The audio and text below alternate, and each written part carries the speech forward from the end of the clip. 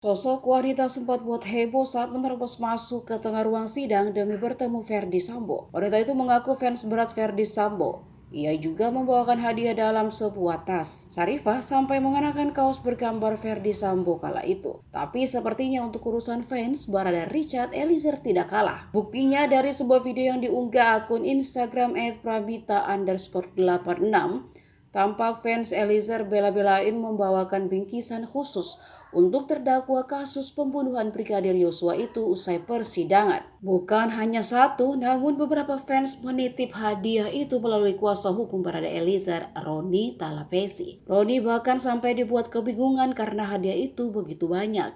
Para fans tak lupa pula memberi bingkisan kepada Roni dan mengucap terima kasih. Sejak kasus ini masuk tahap persidangan, fans Barada Eliezer memang bermunculan. Mereka selalu ada dalam setiap persidangan ketika Eliezer hadir.